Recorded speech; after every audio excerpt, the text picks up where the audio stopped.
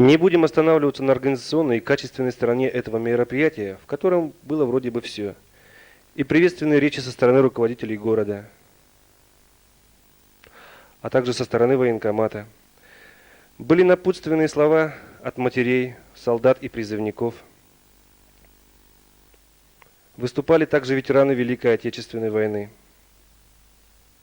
Согласимся лишь с тем, что это был праздник для тех солдат и матерей, которые получили возможность в эти дни встретиться в городе Нерюнгри. Дорогие наши дети, дорогие призывники, от чистого сердца, от матерей поздравляю вас с началом службы. Желаем крепкого здоровья вам, счастья. Конечно, дослужить, чтобы вы приехали в отпуск на радость своим матерям. Чтобы матери ваши не плакали никогда. Чтобы вы приехали все здоровыми, счастливыми, радостными. Чтобы служба для вас была, конечно, не очень тяжелая, не в тягость. У вас срок службы у всех какой? Разный, да? Поскольку ты сколько же уже прослужил? Уже год. Год. Также год. В общем, все по году, да? Ну и как впечатление об армии? Да, нормально. Нормально. А где, куда попал, где служишь? Под Волгоградом. А еще с каких мест? Вот ты где служишь? В Хабаровском крае. Хабаровск. Я на мысе Челюскин. Челюскин. Да. Ты Город Воркута. Воркута. Хабаровский край. Тоже Хабаровск. Хабаровский край. Чита. Чита. Ну и как? Вот у вас желания ни у кого там не возникло там остаться на прапорщика, послужить родине еще лет 25? Ну, с таким положением, как сейчас в армии, нет, конечно. Что-то надо менять.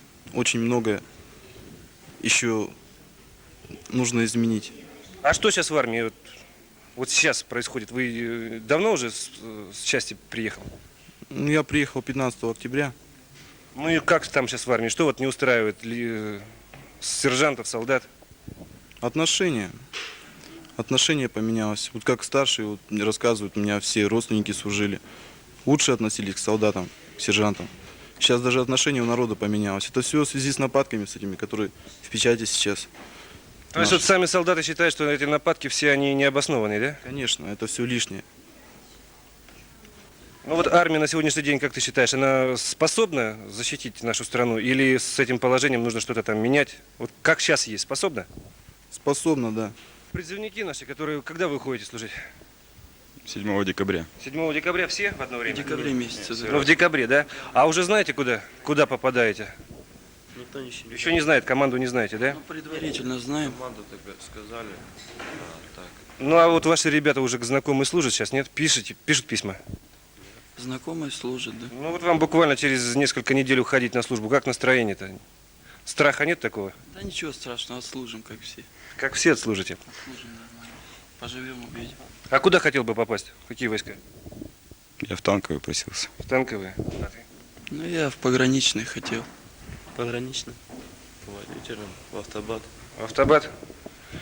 Ну и как вот сейчас вы считаете, за время вашей службы что-то изменится в армии? Вы надеетесь на это или так идете служить, что будет все по-старому? Думаем, что-то изменится. Что-то изменится? Ну Должно измениться, так дальше уже нельзя. Когда-то сидел в зале, только прошлый сбор был 40 лет Победы. Стоял перед неизвестностью. Но я хочу сказать, что не стоит бояться. Все мы люди, мы мужчины. Это наш священный долг. Сейчас очень много нападков на армию в газетах. Это я мало имею в виду. Не берите это близко к сердцу. Если ваш сын мужчина, то он останется им всегда. Счастливой службы вам, мужики.